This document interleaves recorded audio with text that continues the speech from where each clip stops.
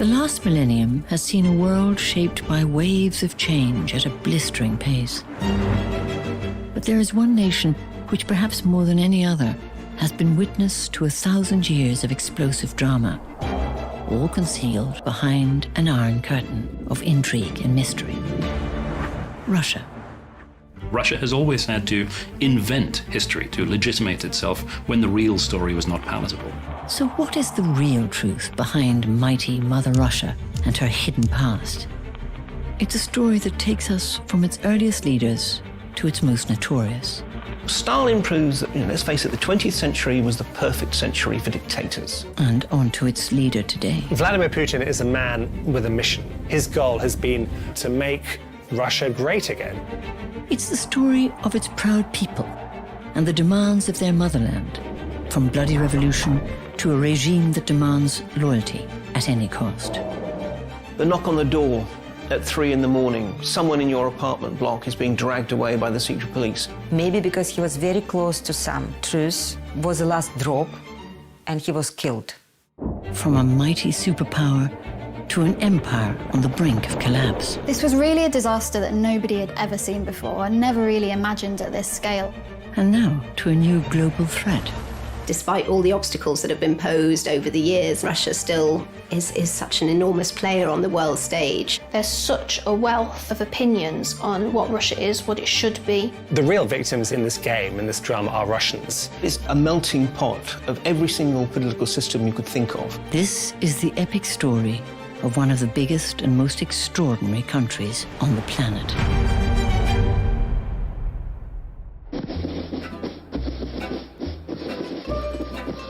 Churchill once described Russia as a riddle wrapped in a mystery inside an enigma.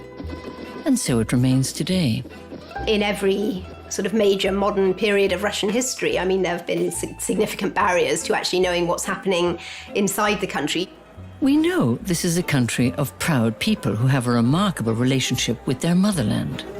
This idea of what Russia is, where it belongs, it's been something that's been discussed in the country, publicly, in literature, in politics, really all through time. And yet, in the West, we are almost conditioned not to trust its leaders.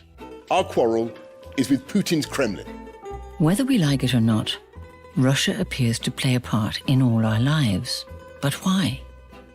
How do you begin to unwrap this mystery? For some, the key is surprisingly simple. Look at the map. Russia's place in the world is staggering. This has been a country that has always been pushing outwards. It covers 1/8 of all the land on Earth, stretching across the whole of Northern Asia and the eastern third of Europe.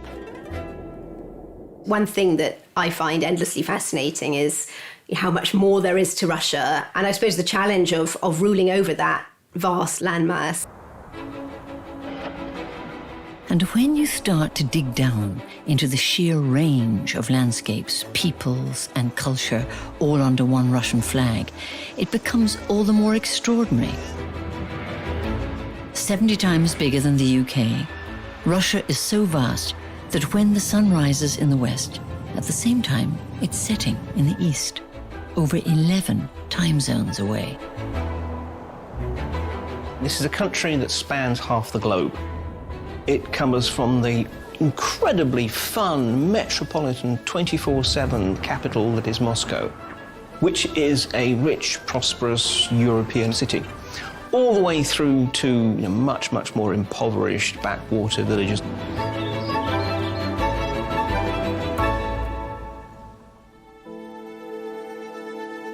Over the last 1,000 years, much of Russia's vast wilderness has remained unchanged. Even back to the moment that Russia was little more than a loose confederation of tribes, ruled over by her patron saint, the Grand Prince Vladimir.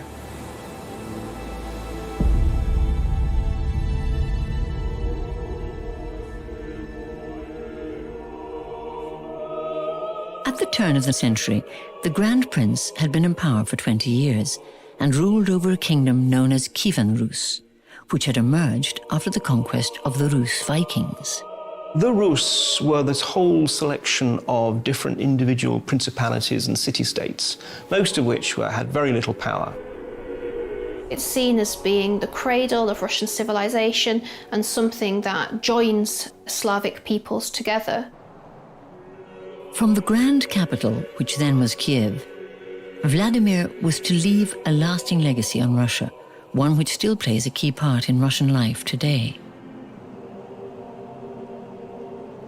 Vladimir imposed Christianity quite literally at the point of a spear on his own people who were driven into the rivers in Kiev to be baptized. This allowed him precisely to be able to assert that Kiev was not just the biggest, most splendid city of the Rus, but it was the heart of the new Rus Christianity. It is a core part of Russia 1,000 years on. Today, it is estimated over 70% of Russians identify as Orthodox Christian. And like the Grand Prince, President Putin professes a deep Orthodox belief. This is a man who also believes the story of Russia that followed its founding father has been grossly distorted by the West. And he pointed to one of Russia's most divisive rulers as a case in point. A man who, centuries on from the sacred Grand Prince, would defeat the Mongol invaders and transform Russia from a medieval state into a vast empire. The man who first made Russia great. You just wouldn't want to argue with him.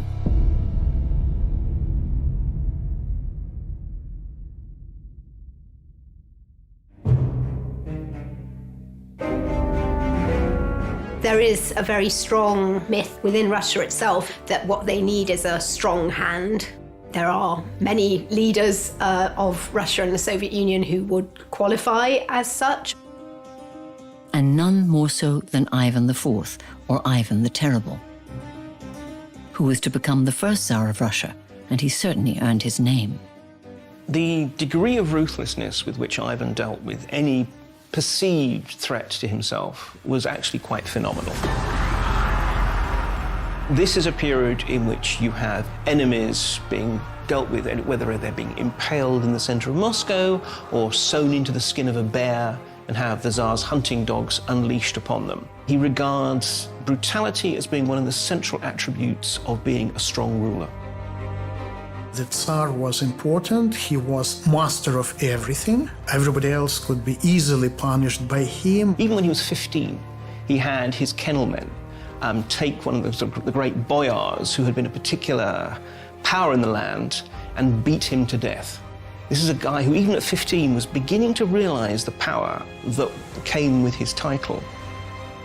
Ivan the Terrible's reputation in Russia is a good symptom of the distinctive way in which Russians see strong leaders who terrorize them.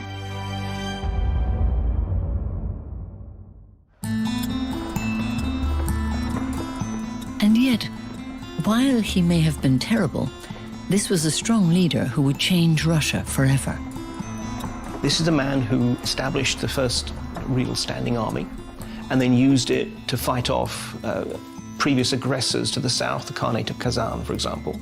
This is the man who started the inexorable eastward sweep of Russian expansion across Siberia. This is also the period in which actually, for a while, Ivan creates a whole kingdom within a kingdom. Under Ivan's tyrannical rule, Russia established itself as a vast empire, and at its very epicenter was Moscow. I mean, Ivan is recognized as the monarch who established Muscovy, Moscow, the symbolism of we are here to stay and this is a fortress, and people often talk about Russia as a fortress. Ivan created a capital built around power, around a leader and around fear. This was an autocracy under an iron fist, and in doing so, he was to begin a Tsardom, which would grip Russia for centuries to come and steer her towards an explosive entrance onto the world stage.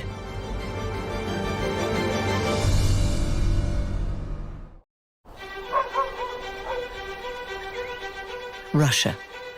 How, over the last 1,000 years, did this sprawling rural country rise up the global pecking order to become a superpower?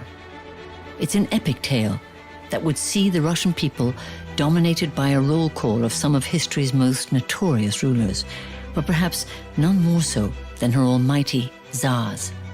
A dynasty of 18 Romanovs would take to the Russian throne over 300 years, and each would leave their mark. But three in particular, Peter the Great, Catherine the Great, and Nicholas II, would leave legacies so seismic that they still define the people and the great cities of Russia today.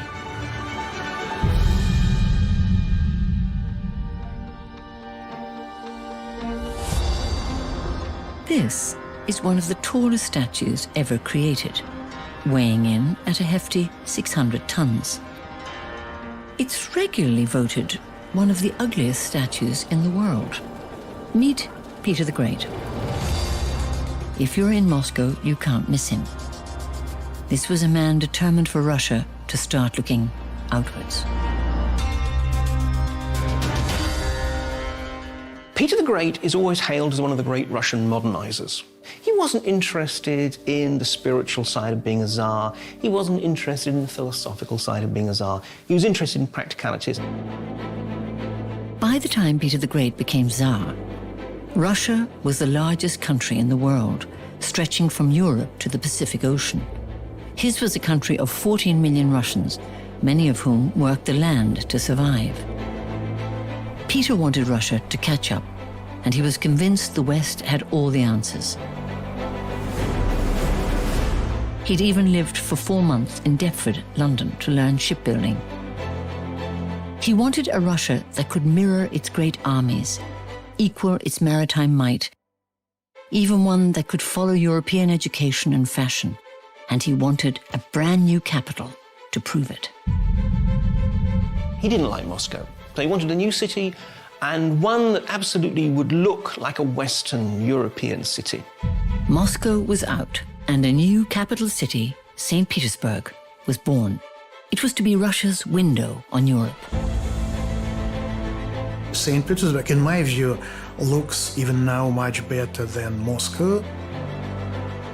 St. Petersburg is a very beautiful city. It's a city that's associated with that period around its foundation. Enlightenment ideals, progressiveness, education, all of these general themes are kind of associated with the city. It's basically seen as Russia's cultural capital.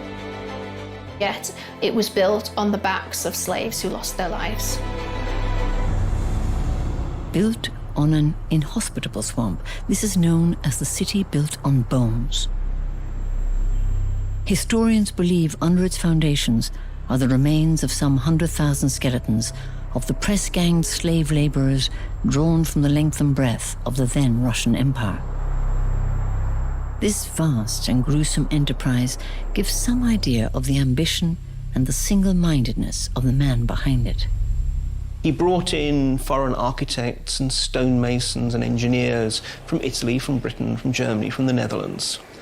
And they built in this beautiful, modern, airy city. Peter the Great was one of the Russian leaders who has gripped this perpetual problem of Russia being behind the West, particularly Europe, recognizing that Russia was drifting further and further into irrelevance and seeking to do something about it, particularly by emulating the West. It's seen as the source of great progress, of opening up opportunities for Russia, and of establishing Russia on an equal footing with the great powers of Europe. I think that's why his period is seen as significant, because it really puts Russia on the map as a genuine global great power. So it's perhaps no surprise that President Putin recently claimed that the man who founded the city he was born in was his favorite leader. Just like Putin the Great, Peter was a man astride an empire who wanted to expand Russia's influence and power. And everything about his St. Petersburg was designed to have that impact, especially the Grand Winter Palace, which is now home to one of the most important and biggest museums in the world. This is the Hermitage Museum. It holds 3 million works of art, which means if you looked at each artwork for a minute, you'd be there for nearly 6 years. The walls, which are now home to priceless works of art, were once home to the Russian royal family for almost 200 years. And all this started out as a private art collection for one person, the next great leader to make their mark on Russia, Catherine the Great.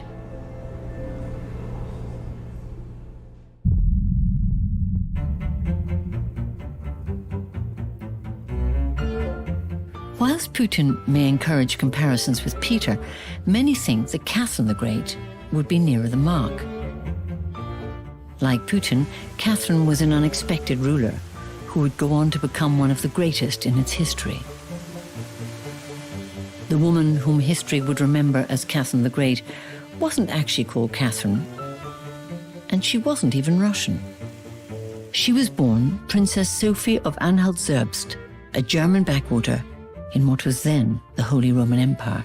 At the age of 16, she married the heir to the Russian throne, Peter III.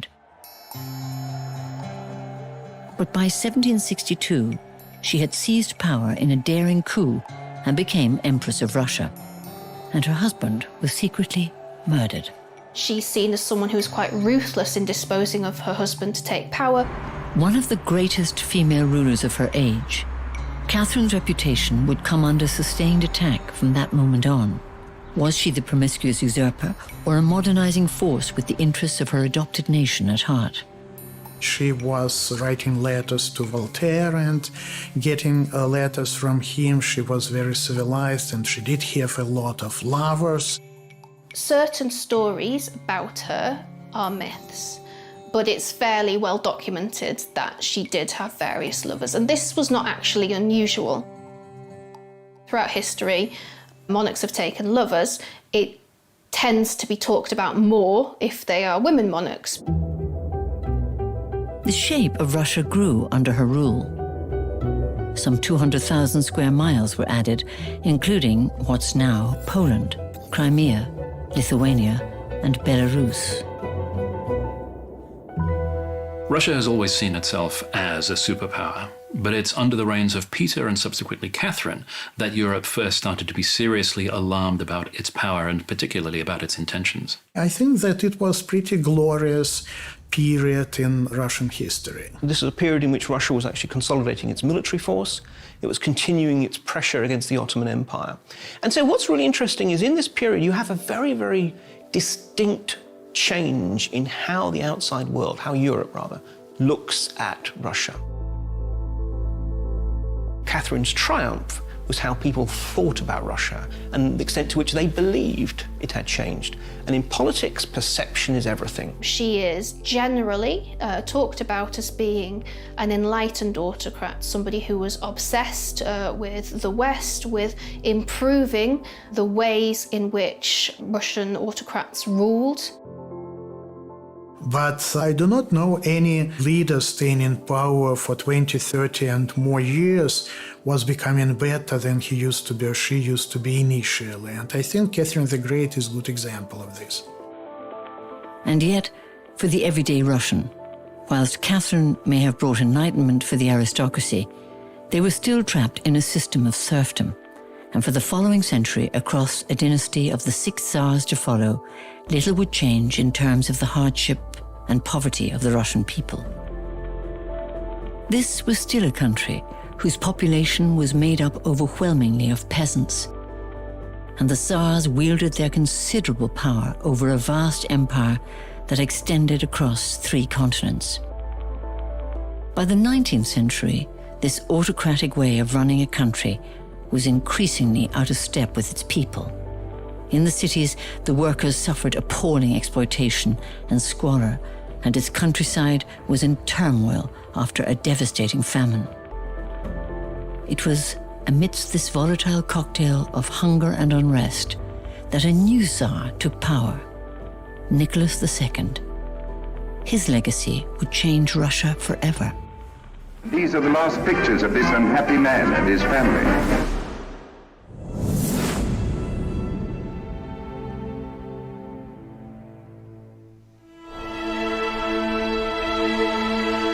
This is the Alexander Palace. Having fallen into disrepair, the favorite residence of the last Tsar, Nicholas II, has finally been restored. It is the symbol of a lost era. Nicholas was born here in 1868, the heir to a dynasty that had ruled over Russia for 250 years. When his father, Alexander III, died suddenly in 1894, a 26-year-old Nicholas stepped in. To his cousin, he confessed, "I am not prepared to be Tsar. I never wanted to become one. I know nothing of the business of ruling." Part of the reason that he struggled in the role as Tsar was because he was completely unprepared for it. And I think this is really reflected in the way he essentially kind of continued without any real attempts to engage with the social trends that were emerging in that country until it was really far too late. With Nicholas II, they have arguably one of the least fitted individuals to be leading Russia at a time of extraordinary turmoil. The peasants were still in many ways tied to a very unfair system in which they did not own the land. Urban living standards were very low, but the cities were becoming increasingly overcrowded. Nicholas understood little of modern Russia and its ever more educated, urban and agitated society. They were on a collision course that would come to a head on the infamous Bloody Sunday. The essence of the 1905 Bloody Sunday massacre is that it came out of a loyal petition that thousands of Russians marched on the Winter Palace in St. Petersburg, not to topple the Tsar, but to simply give him a petition. Someone panics, shooting starts, and before you know it, there has been a massacre by the palace guards. The country starts to seem to fall apart. The Tsar and the people around him, they panic. He wasn't great enough to lead such a big country at a time of troubles. He was a good father and good husband, but we do evaluate leaders not by how good they are in their small families, but how good they used to be with regard to the whole nation. Amidst this, the Russian people began to see the Tsar and his family as something of a circus, making other royals round the world shudder. With his unpopular German wife, Alexandra, and the increasingly influential Rasputin. A Russian mystic and self-proclaimed holy man who appeared to have an extraordinary hold on the inner circle. Nicholas was frankly bad enough as a Tsar. The fact that he had an overbearing German-born wife at a time when actually the Russians were going to find themselves facing the Germans as their primary antagonists did not help. The fact that also, especially under pressure from his wife, Nicholas for so long countenanced this sort of charlatan Rasputin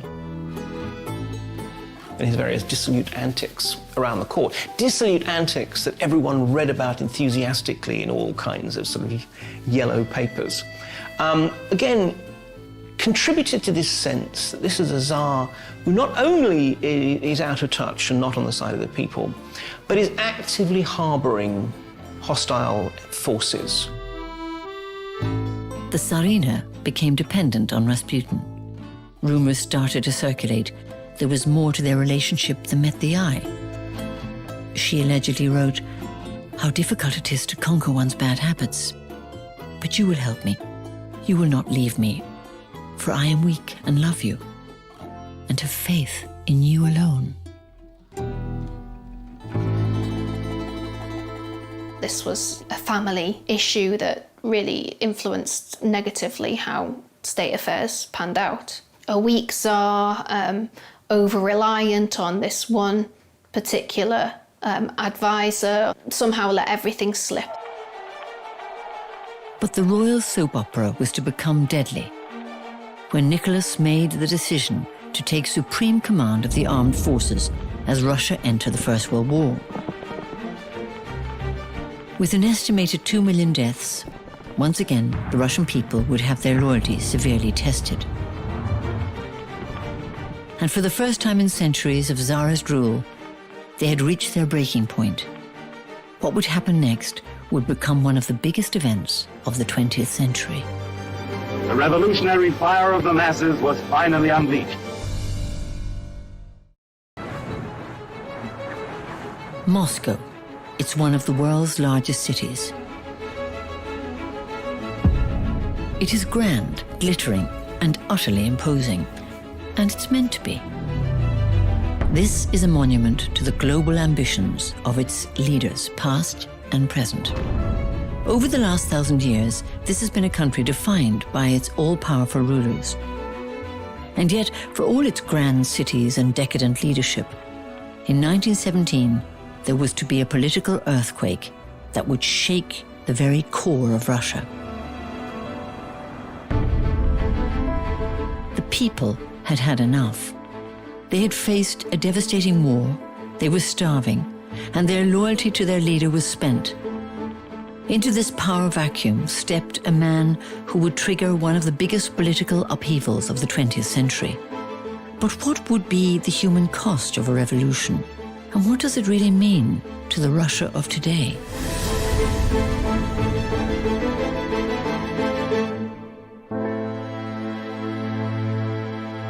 There is one man who is instantly recognized around the world by just one word: Lenin.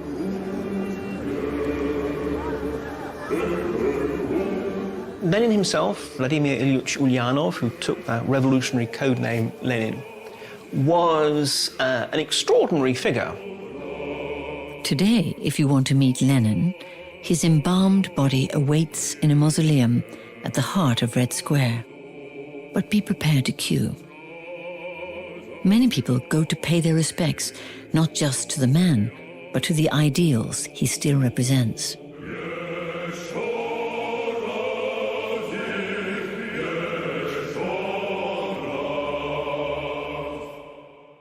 He was a man who did believe in an ideology that he thought would ultimately, possibly passing through rivers of blood, but ultimately create this extraordinary world of egalitarianism with no hunger, no want, no oppression.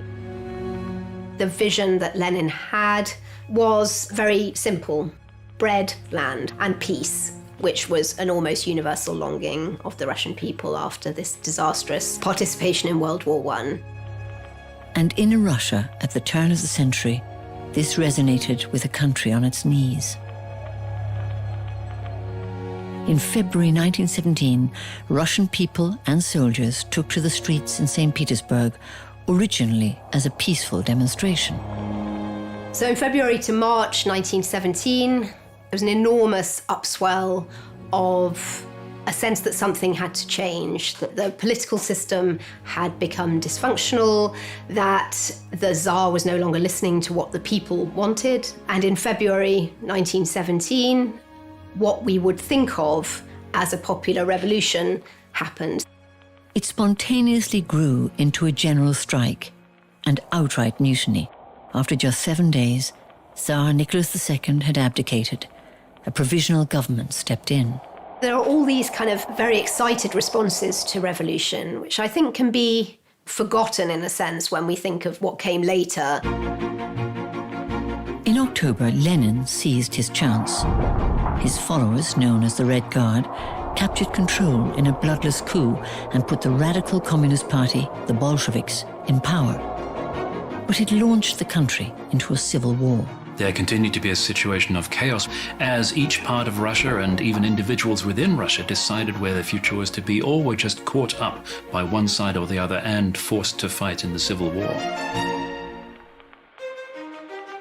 On the one side was Lenin's Bolshevik Red Army, and on the other was the White Army, made up of Tsarist nobles and aristocrats, and no mercy was shown on either side. Tsar Nicholas and his family, who had been put under house arrest in Siberia, were awoken on July 17, 1918, by guards from Lenin's Red Army. The entire family were made to gather in one room and were then brutally shot. The dynasty that had ruled Russia for 3 centuries had come to a horrifying end. And yet, it would not bring peace to the people of Russia, and they were plunged into an ever more brutal chapter. In 2017, there was a really interesting reimagining of the revolutionary period in Russia. TV programs came out that trashed the legacy of the Bolsheviks and portrayed them as personally morally reprehensible, and the structures that created as being flawed from the start. In 2017, Putin made it clear that the 100th anniversary of the revolution would not be an occasion for state celebration. He even clamped down on unauthorized rallies. Why? For many, it's the sign of a distinctly anti-revolutionary and deeply apprehensive leader for whom revolution represents a challenge to stability. The idea of celebrating something which was in any way a kind of mass overthrow of the existing regime is clearly uncomfortable. For others, it may be because the civil war that followed has given the revolution a darker narrative.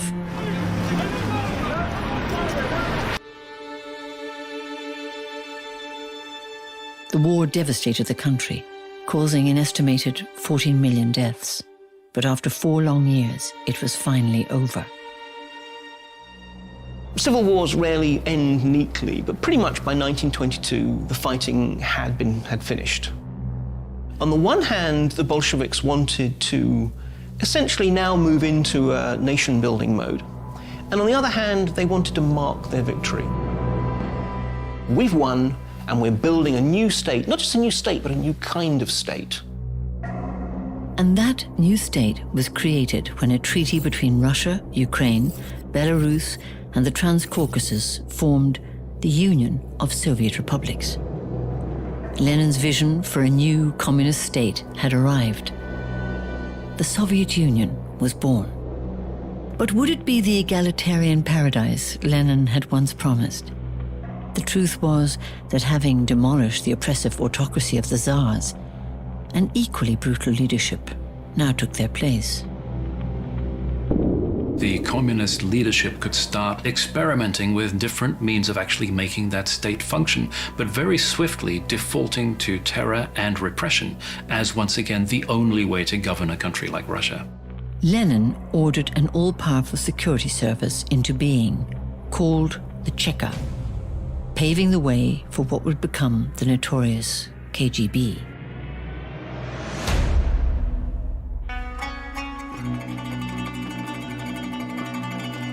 The Cheka's function was to protect the fledgling Bolshevik state and actually to destroy class enemies, aristocrats, anti-revolutionaries, people whom Lenin and Trotsky thought posed a sort of existential risk to communism. And their role essentially was, putting it nicely, internal security, but putting it as it was to smash enemies of the state. Cheka agents exuded terror and control. With his people under that control, Lenin wanted to apply an equally firm hand to the running of the state. He needed to chart a way for his new Soviet Union to recover from years of famine and war. And to do so might mean playing a little fast and loose with his Marxist ideals.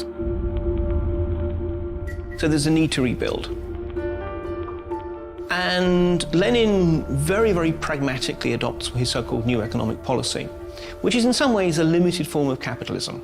The state maintains the so-called commanding heights of the economy, the big heavy industries, the banks and so forth. But on the other hand, the opportunities for small-scale capitalist enterprise, farmers being allowed to grow extra and then sell it in markets. The communist leaders found that their ideals, their Marxist ideas, were in direct collision with actually managing a functioning state. And so a return to capitalism had to be a stopgap measure to make sure that the country didn't collapse altogether. And so, a new form of communism was born, one which could be adapted, reinterpreted, and reinvented to meet the needs of this brand new Russia. Its success at doing so would be tested time and time again over the next 70 years, and would come with an extraordinary human cost, especially when placed in the hands of the man who would succeed Lenin.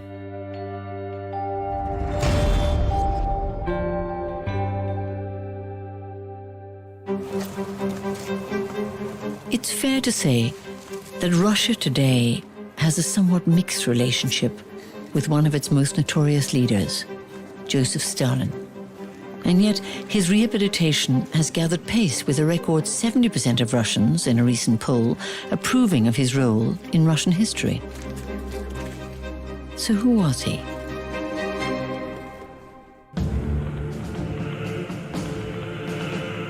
In 1924, the man who had made an indelible mark on the 20th century and changed the fortunes of Russia died. Lenin was gone, and whilst a host of loyal Bolsheviks jostled to take his place, a lesser-known party member was about to surprise them all: Joseph Stalin. No one beforehand thought it could be conceivable that Stalin would become leader of the Soviet Union. Lenin himself had advised against Stalin being his successor, but Stalin did become his successor, and this was largely on the basis of taking out opponents. He could basically ally with one against the other and then ally the other way, play them all off very effectively until there was just one man standing. In 1929, Stalin became the ruler of the Soviet Union. To the outside world, this was a kindly, benevolent Uncle Joe, a man to look after his fellow comrades. Then shift to this very radical vision of a great leap forward or a great break away from the new economic policy and towards industrialization, collectivization, class war. Russia was in for a shock. Stalin proves that, let's face it, the 20th century was the perfect century for dictators. The principle of terror, the Red Terror, so-called, of the Civil War, had begun under Lenin, and that there was no difference between Lenin and Stalin when it came to the principle of repressing your enemies in very large numbers. So the Cheka evolved. Its mission stayed the same, which was to smash enemies of the revolution. Under Stalin, the Cheka became known as the NKVD. It was the NKVD who carried out massive repressions in which millions and millions of people were murdered and killed. This was an era of the knock on the door at 3 a.m. Someone in your apartment block is being dragged away by the secret police. Everyone just kind of keeps their head down because it could be you next time. The NKVD was so ruthless that this era became known as the Great Terror. For ordinary Russians across the country, life under Stalin was one ruled by fear. You couldn't even trust your own family. There was the legend of Pavel Morozov, who was a child who actually informed on his own parents to the secret police. Why? Because they had been hoarding food to feed him at a time of famine. And this is a sense, I think, of the paranoia that became part and parcel of everyone's lives in the 1930s. Nighttime arrests, large-scale deportations. Obviously, none of this is reported in the press. What we have is a rhetoric of wreckers, enemies of the people. This was a grievous, terrible period in Soviet history where the secret police were themselves, ironically enough, often consumed that they would be carrying out these executions, arresting people, often by quota, and then would themselves be shot. Others found out gulags where very many people perished or died constructing canals in the frozen north. An estimated 18 million people are thought to have been imprisoned in work camps known as the Gulag.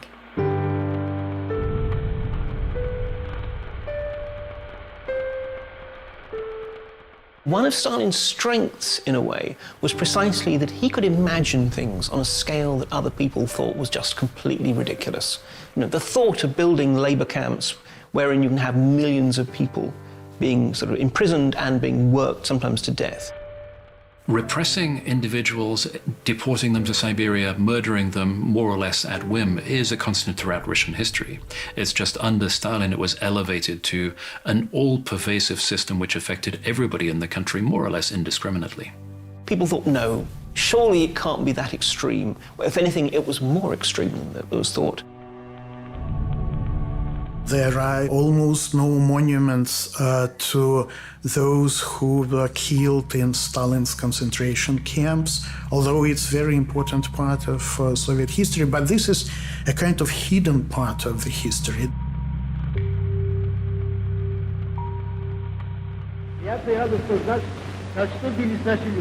On Stalin's orders, 75% of the Supreme War Council are murdered in 1937. That is, 2 out of 5 marshals, 13 out of 15 army generals. Out of a total of 6,000 high-ranking officers in the Red Army, 1,500 are executed during one purge.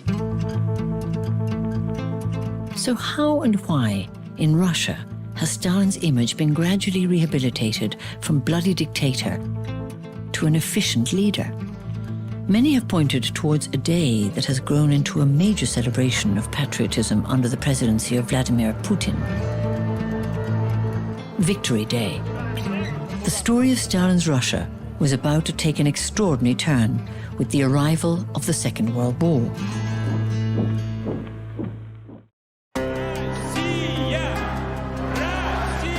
Russia, a country that has never been shy to rewrite its own history, even if it's some way from the truth. And Putin is a master of the craft. He's plundering history for the bits that fit his current political needs. He can essentially reinvent Russia for every single individual segment of the audience. And there is one man in particular who appears to be having his legacy reworked for the next generation. Under Putin, Stalin has made something of a comeback. History has been rewritten to the point where he's now portrayed in Russian textbooks for kids as an efficient manager. So how could the man, who some estimate was responsible for the death of as many as 20 million Soviets, now be remembered as a Russian hero?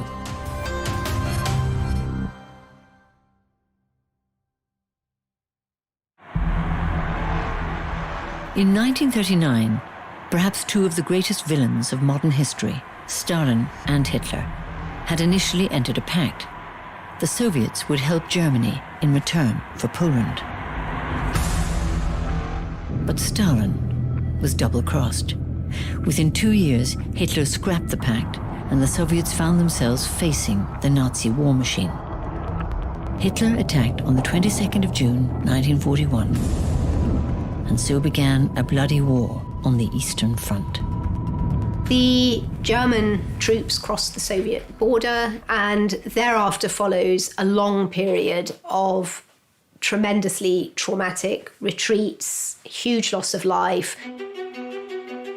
After 5 months, the Nazis closed in on St. Petersburg, which had been renamed Leningrad, beginning a siege of the historic city. It would last 2.5 years and go down as one of the deadliest blockades in history. The Siege of Leningrad, of course, has become a kind of iconic part of Soviet history. I mean, people were reduced sometimes to cannibalism. I mean, people were starving. More people died in the defense of the Leningrad than the total British, American, and French war dead through the entire war. It is a moment in history that almost defines the sacrifice that ordinary Russians would make for the victory of their country. The loss of generations on a heartbreaking scale. And yet, it was indeed a huge turning point. Eventually, the war on the Eastern Front fell in the Soviets' favor. It's very difficult, I think, to get to terms with just how vicious the struggle on the Eastern Front was. And when it comes down to it, Hitler's war machine was broken in the East. That's where the majority of his divisions were deployed. That's where the majority of his divisions were destroyed. For the remainder of the war, the Germans were attacked from all sides by the Allies and were never able to regain the initiative. Then, on the 8th of May, 1945, came the announcement everyone had been waiting for. Yesterday morning at 2:41 a.m. at General Eisenhower's headquarters, General Jodl, the representative of the German High Command, signed the act of unconditional surrender.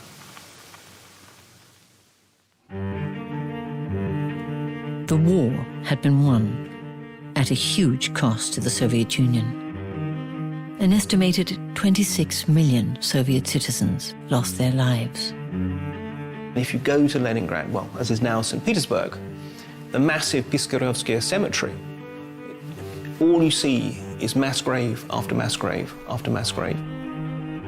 The fact that Russia lost that many at the time of the Second World War is, to a large extent, explained by the fact that Russian military commanders and Stalin did not economize on human lives. In my case, I've not seen both my grandparents, and it's not my unique family story, it's almost everywhere. But despite this extraordinary cost, without the Soviet Union, the Second World War would have ended very differently. The Allies emerged victorious and more powerful than ever before. The Soviet Union bought global freedom with Soviet soldiers' blood, almost that the world owes that victory to the ultimate sacrifice that Soviet soldiers, that the Soviet people as a whole were willing to make. Which is why, even in the height of a pandemic, Putin decided that commemorating this moment in history with his Victory Day parade was what the country needed. It's a symbol of strength, of Russian might, of a turning point in the fortunes of the motherland. This is the thing that distinguishes the Soviet participation in war from any other countries, that it's on a completely different scale, and that this deserves to be commemorated on a world stage.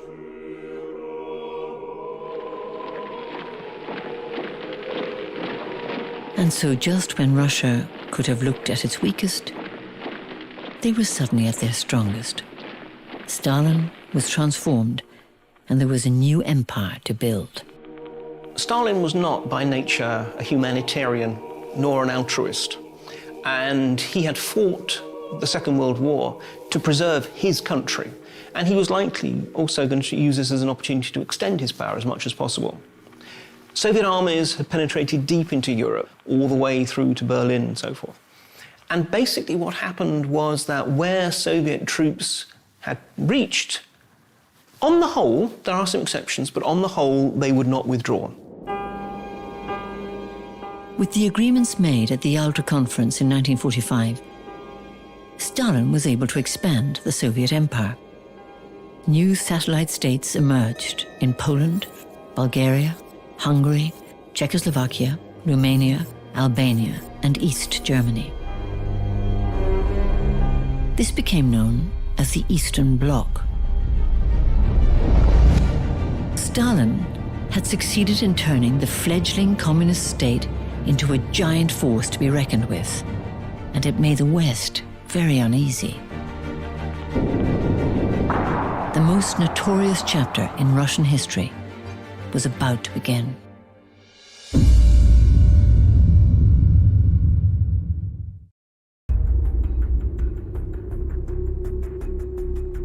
Over the last 1,000 years, the Russian people have seen their history defined,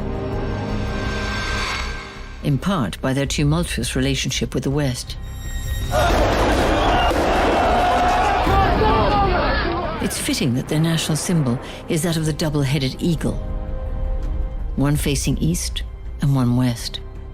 It's been said that if in Asia you feel European and in Europe you feel Asian, that means you are Russian.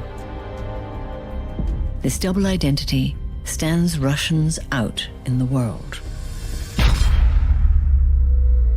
The great power identity is something that's been very important during Russian Empire, during the Soviet period, and in the contemporary time. That claim just isn't plausible. Russia is nothing like the Soviet Union was. Russia isn't equal. It's not economically equal. It hasn't got Silicon Valley. It's decaying.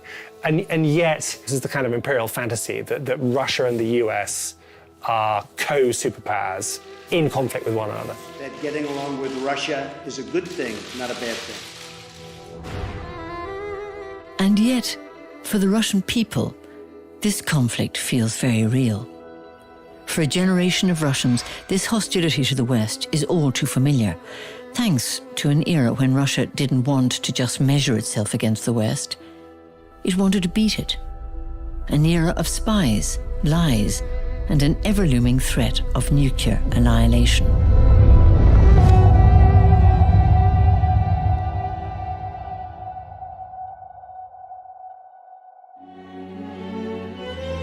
In 1946, the now former British Prime Minister Winston Churchill made a speech which is considered one of the opening volleys of the Cold War. From Stettin in the Baltic to Trieste in the Adriatic, an iron curtain has descended across the continent. Behind that line lie all the capitals of the ancient states of Central and Eastern Europe. All these cities and the populations around them lie in what I must call the Soviet sphere. After 4 years of pretending that this was benign Uncle Joe Stalin who was on their side, suddenly they had to explain the true nature of the Soviet regime once it was becoming clear in its domination of Eastern Europe. What had been presented as a friend was now undeniably an enemy and the greatest threat. And with this threat came the looming fear of a new global conflict. Who knew where Stalin and his Soviets would stop? The leaders of Russia tell us their only concern is the defense of their own nation. Is this so? Or are they ambitious for world conquest? Stalin was now at the peak of his power, or at least Stalin's Soviet Union was at the peak of its power, and it was looking to expand. The moment of no return had passed. There was a new global order. It was East versus West, communism versus capitalism, with each side determined to outplay the other. They secretly funded communist parties in Europe, in France, in Spain, even in the US. They supported leftist leaders in Africa and Latin America. The Cold War wasn't really cold for much of its history. This was a real fight. There were small, nasty wars around the world as each side vied for influence. Some of the biggest ones, of course, were Korea, were Vietnam. But just as distrust and hostility with the West hit an all-time high, Russia was about to lose the man who had driven it all. By the end of his life, Stalin was, ironically, on the one hand, absolutely untouchable politically, and on the other, more paranoid than at any point in his existence. But of course, he died in a way that obviously was a victim of his own paranoia, that, when he had a brain aneurysm, because his guards were told that no one could disturb him, he lay dying and wasn't able to actually get medical assistance until it was far too late. This person who had been presented for so many years as superhuman, immortal, the person on whom absolutely all Soviet life rested, had suddenly gone, was an enormous shock. What could possibly come after Stalin? The man of steel was gone, but Russia was about to enter an even more deadly chapter. In just under 10 years after his death, the USSR and the West would reach the brink of an all-out nuclear war. The Cold War was about to get even colder.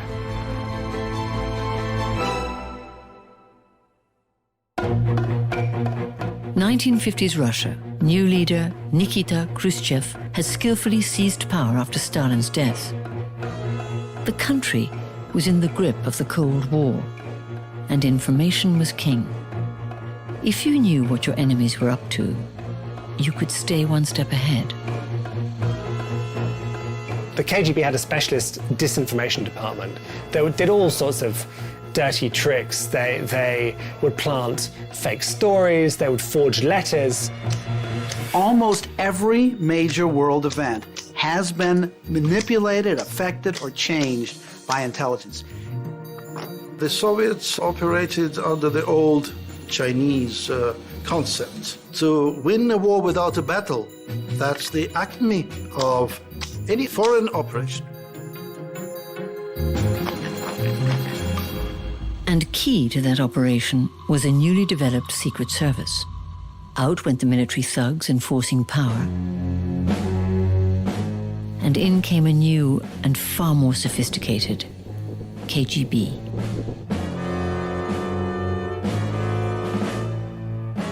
They were the guys who were posh, who spoke foreign languages without accents, who were sophisticated, and who kind of roamed the world trying to subvert the capitalist West. The Soviets are attempting to intimidate the Western powers. This is a dangerous tactic. We're very familiar with James Bond, with MI6, with the CIA, but actually the KGB had a pretty good run in the whole post-war era, not least because they were helped by a bunch of clever, posh, Cambridge-educated traitors, or double agents you could call them, people like Kim Philby, who were in positions of influence, shipping British and American secrets to Moscow. I'm debarred by the Official Secrets Act from saying anything that might disclose to unauthorized persons information derived from my position as a former government official.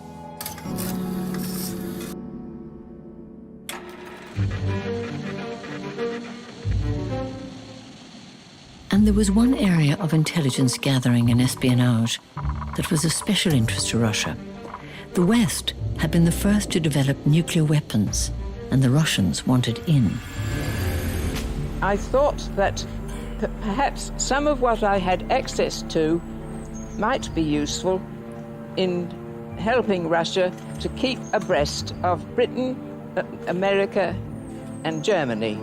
At the age of 20, Melita Norwood worked as a secretary for one of Britain's top-secret nuclear research centres, where she began to photograph classified files for the KGB.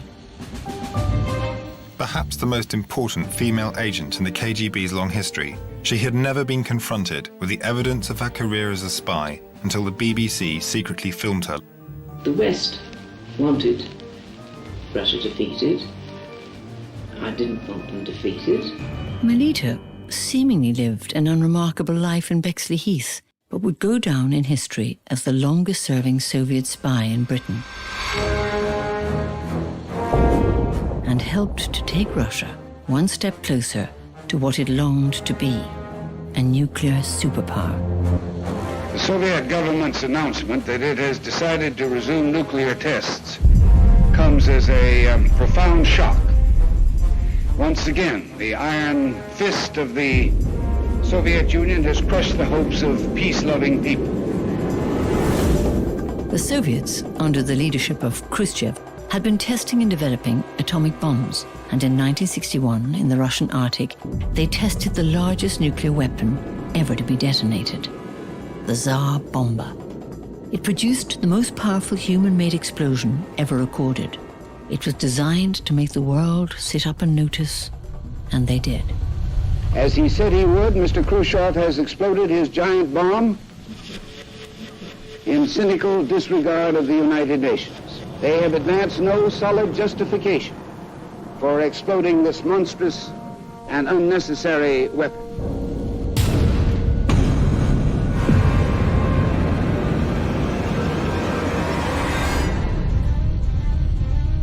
It was obvious that the Soviet Union needed to have some kind of thermonuclear capacity in order to deter the West. This particular case, the Tsar Bomba, really reflects that. It had very, very little military value, but it had a great deal of psychological value. For the first time in its centuries of squaring up to the West, Russia finally wielded as devastating a power as its enemies, and it looked utterly capable of deploying it. There are two kinds of attack, with warning and without any warning. We think that most of the time we will be warned before the bomb explodes, so there will be time for us to get into our homes, schools, or some other safe place. So what was to happen next would be a defining moment in the story of modern Russia. In 1962, the stakes were raised to a war footing when Russia attempted to place its shiny new nuclear missiles within a stone's throw of the United States, in Fidel Castro's Cuba. A victorious revolutionary enters Havana in triumph. he promises his people freedom. Instead, he gives them bondage as Russia's first satellite in the Caribbean. In one giant step, Russia is giving Cuba an offensive nuclear capability that can strike at the heart of the United States.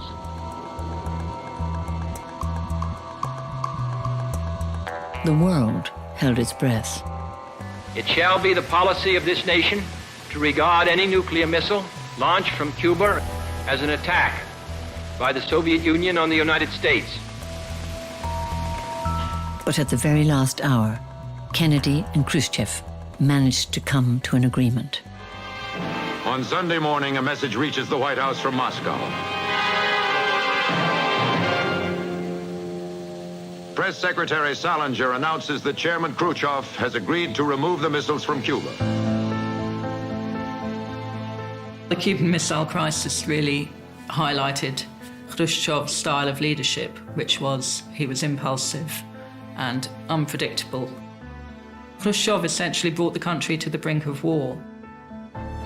America and the West would be ingrained as the enemy of the state for generations of Russians to come.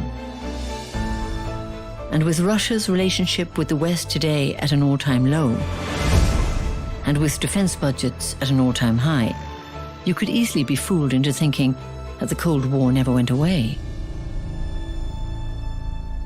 But the truth is far more complicated. The tale of Russia between the Cold War and now is one of remarkable twists and turns. By the 1980s, Russia would be about to face an extraordinary moment in its history. One that would not only see the end of the Cold War, it would see the end of the Soviet Union. The story of the Russian people over the last millennium is often one of extraordinary hardship and sacrifice on behalf of a country forever racing to catch up with the world around it.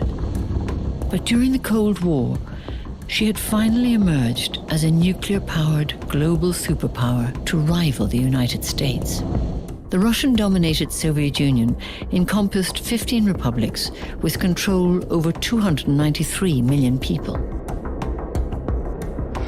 And yet, in just a matter of decades, the world's most powerful collection of states would dramatically implode.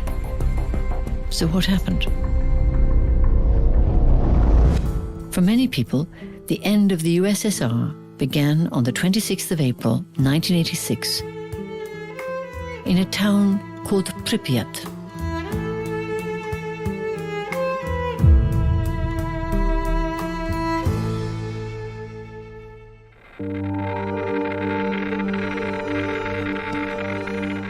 Hello, very good morning to you. You're watching the BBC's Breakfast Time programme. This morning, nuclear experts are assessing the extent and the dangers of what's being described as the world's worst ever nuclear disaster in the short history of civilian nuclear power. At the time of the accident, it was really the peak of the Soviet society. Things were going very well, they're generating nuclear power, really at the height of modernity. It was a normal day in Pripyat. Workers went to the power station as usual. Families did their regular things. At the unit reactor number 4 was scheduled a safety test. It was a routine safety test that needed to be completed for use of the reactor. And a number of things went wrong during this safety test, which led to the accident that we know of and the explosion that ripped off the lid of the nuclear reactor, sending radioactive particles into the local area, and a fire that burned for 10 days, spreading a huge cloud of radioactivity, not only over the city of Pripyat, but also over the whole of Europe. And this was really disastrous. At first, the Soviets tried to suppress the accident. They thought the panic would be worse than radiation if there was an evacuation. Phone lines were cut in the town to prevent anyone from telling the outside world. Life must go on. They were allowed to go about their daily business, going to shops and going out and about, even while there was radiation all around them. And it wasn't just the local residents exposed to lethal doses of radioactivity. Hundreds, then thousands, and then finally hundreds of thousands of workers were sent to the disaster zone. This was really a disaster that nobody had ever seen before and never really imagined at this scale. So they had to develop new types of technologies and approaches to put out the fire, including using a helicopter to dump sand and boron onto the nuclear reactor fire. Teams, dubbed liquidators, raced to contain the exposed core, with soldiers taking turns to run onto the roof of the reactor to shovel off radioactive matter. The radiation was so high they could only stay up there for 90 seconds, but even in that time, they received a lifetime dose of radiation. Meanwhile, one helicopter fatally clipped a crane, killing all 4 men on board. Eventually, after 10 days of burning, it went out. The radioactive lava that was seeping down through the building had to be dealt with. They didn't want it to reach the ground below the reactor and hit any groundwater where it may have created another explosion. Miners were enlisted and tunneled 90 feet under the melted core to build a protective wall. The real concern was that it would hit the water table and that drinking water in the local area would be contaminated. So the release of this radioactivity was really bad news for people specifically near the reactor, but also those people who came into contact with the particles that were released into the atmosphere. Finally, as international pressure mounted, 44,500 residents were evacuated from Pripyat. Over the following 2 weeks, they relocated another 75,000 more people from the surrounding 18-mile area, labeled the Zone of Alienation. Those in most danger were moved, but the radioactive cloud spread across vast areas of Europe. The extent of the fire at Chernobyl and all the radioactive particles contained in it was really vast, and it went very high up into the atmosphere. The wind took the radioactive particles around Belarus and Ukraine, up to Sweden and Finland. It then looped down all the way to Italy and then back up across the UK to Sweden and Norway. This was a global disaster. And still, the Soviet Union did not warn people to stay indoors during the emergency. The fact that the rest of the world knew about what had happened at Chernobyl, that there'd been an explosion well before the Soviet population heard about it. People realized that actually the state didn't really care about its own people enough to protect them. They were doing as much as possible in order to keep this under the carpet. This was a failure of the entire state apparatus. They were trying to do their best in order to hide everything. Soviet officials announced to the world they had put out the fire on the 6th of May, but radioactive gases poured from the explosion site for another week, peaking on the 11th of May. The Reagan team confirmed world concern of what they claim is the Kremlin's continuing refusal to come clean on the accident. We don't think that they have provided as full and prompt information as they should have. For those in power, admitting responsibility meant admitting that the image of the great Soviet Union was a lie. The radioactivity released was 400 times greater than the bomb dropped on Hiroshima. And the long-lasting effects on the health of the people exposed, particularly children, is still being realized over 30 years on. It could happen in other parts of the world, but reaction would be different. And this did manifest this kind of approach of authorities, of the government, toward ordinary Russians, and their eagerness to pay any price in terms of our lives. The fact that it failed so catastrophically and spread radiation across the entire country, something that people were very afraid of, really shattered the illusion of the Soviet dream. It brought home how necessary it was to tell the truth and to reveal not just contemporary Soviet problems, but to delve into all the lies that had been told about Soviet history beforehand. The disaster would have a profound effect on the relationship between the Soviet Union and her people. It was a loss of faith that still has a ripple effect today. 70 years on from Lenin's glorious revolution, 40 years on from Stalin's victory in the Second World War, and only decades from the heady heights of the Cold War, and the first chink in the armor of the mighty Soviet Union had been broadcast to the world.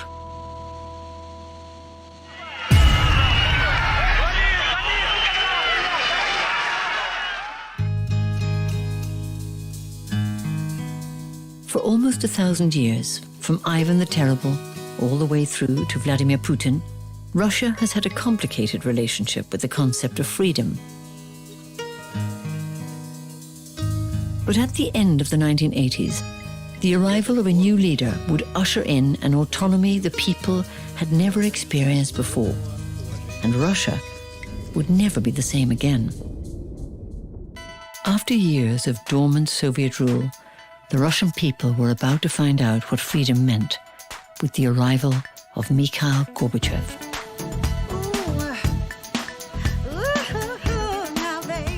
Gorbachev was not very well known at the time, but he understood about the need for innovation.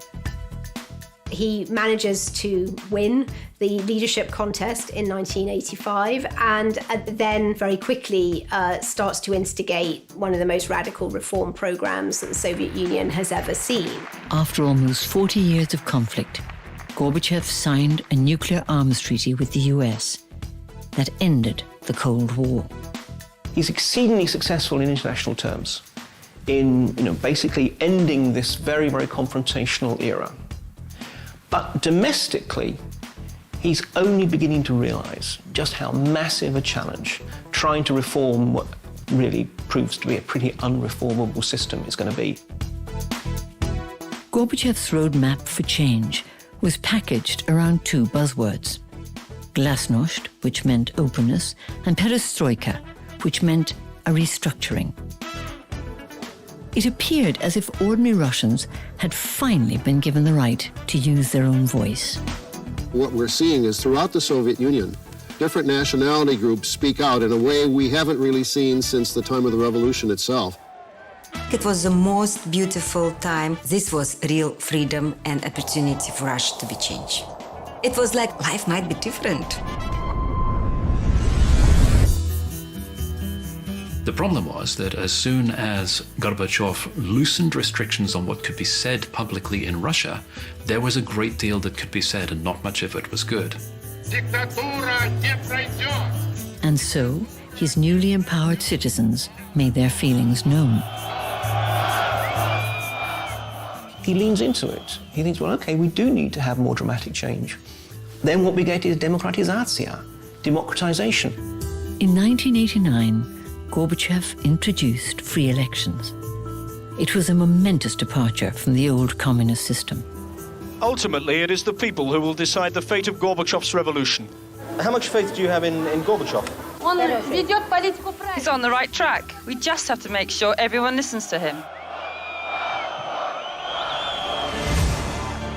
Gorbachev had opened the floodgates. Across the Soviet Union, a dramatic wave of revolution spread.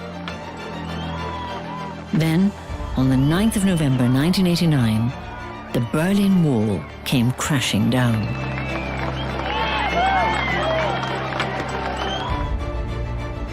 For the hardliners of the Communist Party, this was a leader who had lost control.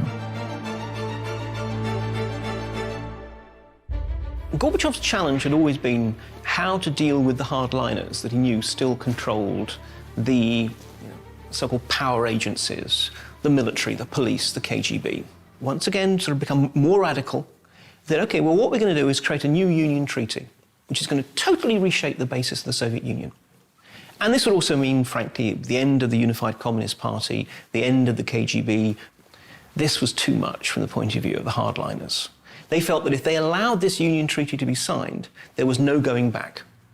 And that's why we had, in August 1991, their coup.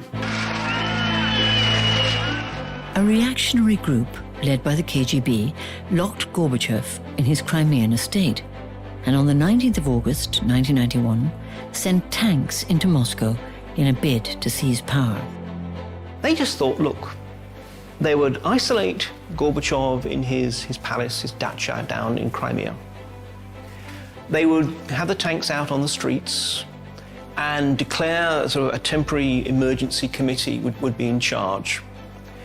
And they assumed that, frankly, as soon as they cracked the whip, the people of the Soviet Union would basically just settle down, which they didn't. The KGB wanted to hold together the old communist USSR regime, but the people fought back. They're beginning to claim Moscow as their own. Claiming it back from the communists, whose credibility has been destroyed, whose power has been crushed by these demonstrators. The crowds took on almost the feel of a carnival, that they would put flowers in tank barrels, climb up onto the tanks in the streets of Moscow. As soon as it became clear that the protesters could get away with protesting, that, yes, there were tanks, but frankly, protesters could clamber all over them and no one was going to shoot them, then all of a sudden everything shifted. It became this symbol of the time when they, the elites, the bosses, tried to control us, and for once we said no. It became a revolution. This was the defining moment. The people had spoken. The coup was over, but nothing would be the same again. They not only rejected the hardliners, but also the broken communist system presided over by Gorbachev. On Christmas Day, 1991, he stepped down as the 8th and last ever leader of the Soviet Union. Mikhail Gorbachev, although he has played a great role in the world history, did start things he was not able to control. This huge geopolitical catastrophe, disintegration of the USSR. At the end of 1991, as his very last act as Soviet president, Gorbachev signed the Soviet Union out of existence. Mikhail Gorbachev inherited an empire maintained by the iron fist of central control. He's leaving behind 15 independent states, which share only a disastrous economy and an uncertain future. Power passed from the Kremlin to 15 new republics, and over 6 decades of communist rule came to an abrupt end. This was a truly astonishing and momentous event. The end of the Soviet Union, the rise of a new independent Russia. The Russian public has decreed Gorbachev's dissolution of the Soviet Union as a disaster bordering on treason. In a recent poll of Russians, his approval rating stood well below even that of Stalin. For many, the new Russia would bring with it an era of hardship and uncertainty. But for a select few, the journey from communism to capitalism would see them become filthy rich and herald in the era of one Vladimir Putin, the unlikely leader. He was a kind of junior officer in communist East Germany in the 1980s. He was never, though, a star. He was a good B-. He was everybody's favorite second-in-command. So how did he go from a good number 2 to allegedly one of the richest and most powerful men on the planet? Life for ordinary people in modern Russia today is dominated by one man, and he's everywhere you look. Over the last 1,000 years, Russia's history has constantly returned to one of East versus West, and today is no different. Vladimir Putin is a man with a mission. And bear in mind his background. He is KGB through and through. He is a man who has mastered 2 martial arts. Putin is kind of Russia's own action man. So there's the judo, he genuinely likes judo, but also there are all sorts of other crazy stunts. He's flown with cranes, he's scuba dived in the Mediterranean, there's that famous shot of him riding topless on a horse. He's believed to secretly be one of the wealthiest men in the world. It's possible to say that Putin is the richest man in the world, probably the richest man who has ever lived. And has dominated Russian politics since he was first elected 20 years ago. You know, he's this virile, strong guy. And it was a symbol of personal virility, but also of Russia as a strong, virile state. Who is he? What does he want? And what is the real story of Russia today?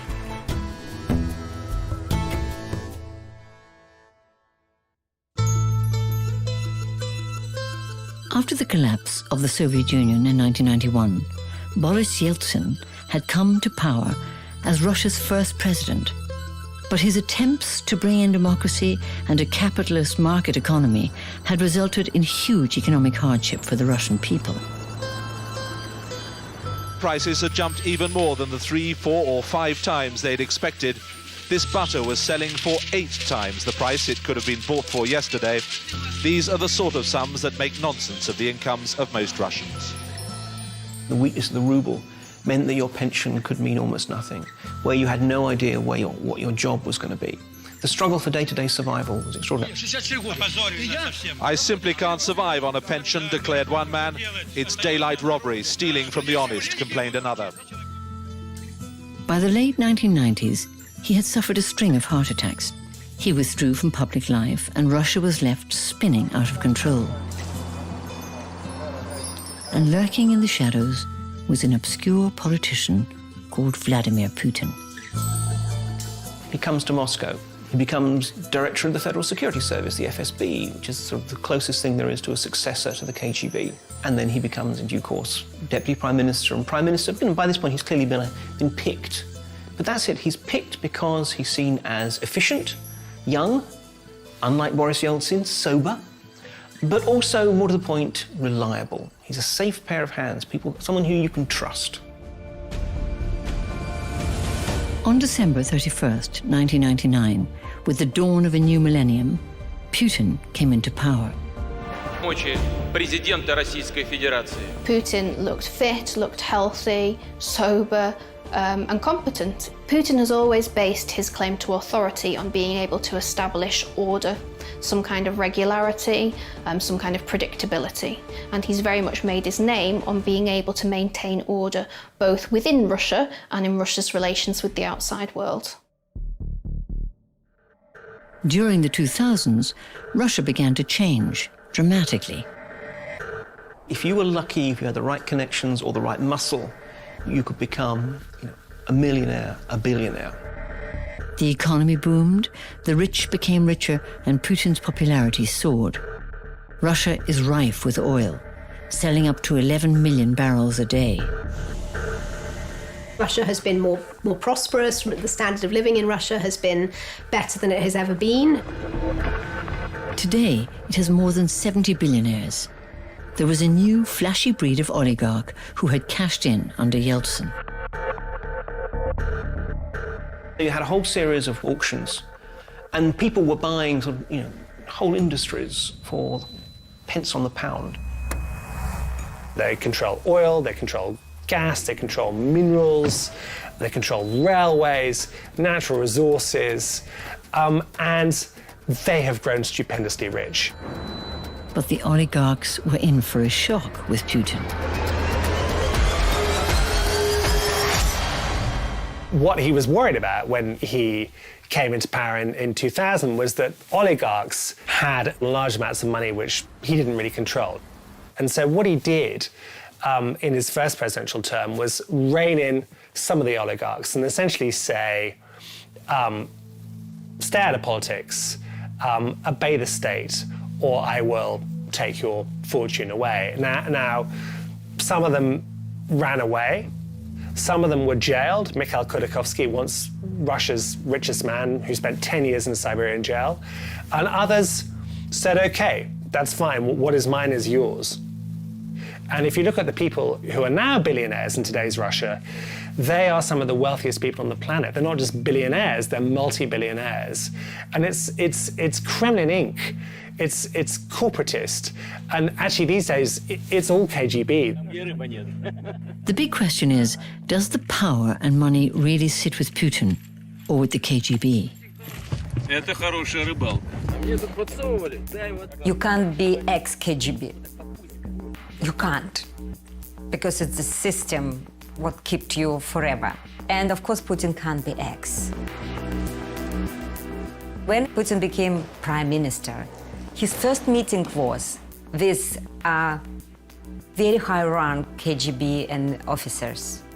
And was a joke. He said operation was successful. We have in Russia exceedingly sophisticated and well-funded and frankly very powerful range of intelligence agencies, which are both suppressing people within the country, but also, as we all know, carry out all kinds of missions around the world. In 2006, Russia passed new laws permitting the special forces to carry out extrajudicial killings of extremists abroad. And there was one mission in particular that would define this next chilling chapter of Putin's reign. An assassination that would leave a grieving widow demanding answers. In Russia, it's very common to use different names. Normally, I called him Sasha, of course, and all friends knew him as Sasha, because it's more softer, it's more lovely. It's a very interesting connection between Putin and my husband, Sasha. Her husband was ex-KGB officer Alexander Litvinenko, who had fled Russia with his family after becoming an enemy of the Kremlin for speaking out against corruption. Maybe he's what they call betraying of a system. Maybe because he was very close to some truth. On the 1st of November 2006, Litvinenko met two men at the Millennium Hotel in London, where he enjoyed a pot of green tea. Little did he know his tea had been deliberately contaminated with a deadly poison, polonium-210. The story is gruesome and yet darkly funny that the two assassins sent by Moscow were not very good killers. They left this billowing trail of radiation all across London. They go on to contaminate restaurants, bedrooms, a pole dancing club, even Arsenal's Emirates Stadium. Scotland Yard is convinced that Andrei Lugovoy, a former Russian security services officer, murdered Litvinenko. It was my right to call for inquest and try to find who behind it. We received this right for public inquiry. But I'm very disappointed. The killers of Alexander Litvinenko are both back in Russia. Andrei Lugovoy, who co-poisoned Litvinenko, is a Duma deputy. He's like an MP. He's very rich. He appears on state TV chat shows all the time. He protests his innocence. It's clear that they enjoy state protection. I'm not in a political case. I'm a woman who lost her husband, and I want to know what happened. Litvinenko's death and the Salisbury poisonings in 2018 demonstrated to the world Russia will use extrajudicial force overseas to protect its interests. But to what end? What does Putin want his new Russia to become? For his people, the message is he's making Russia great again.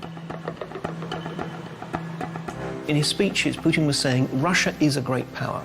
And the West are not treating Russia as if it's a great power, the way he understands it, which means they get away with the odd little war or invasion and that kind of thing. That's what a great power does. If one of these countries looks like it's getting out of hand, then something has to be done about it.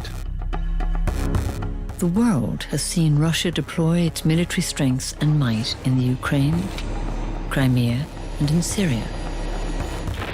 But to understand Russia today is to understand a different kind of war. A war by stealth.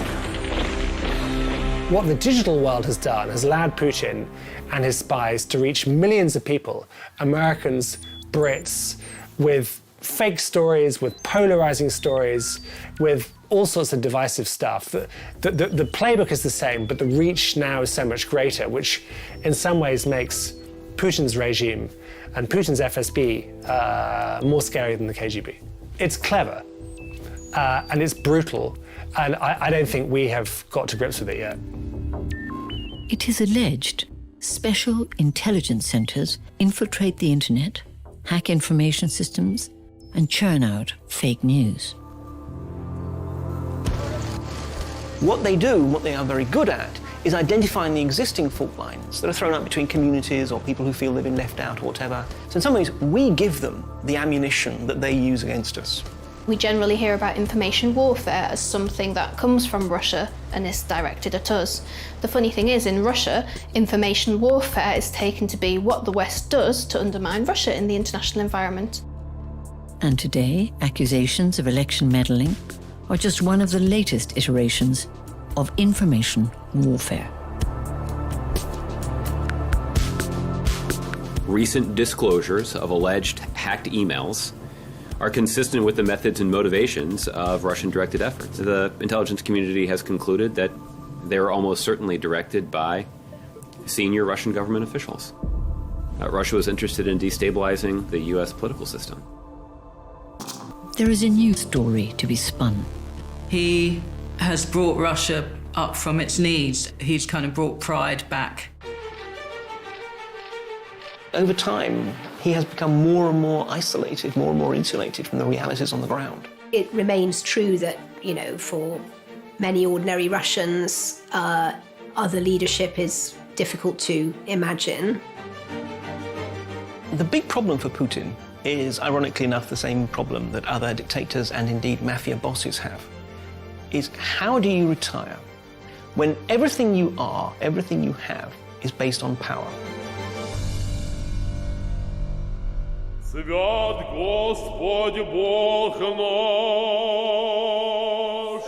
And it looks neatly, as if the history of Russia over the last 1,000 years almost comes full circle. From its founding father, Prince Vladimir, to the father of Russia today, Vladimir Putin.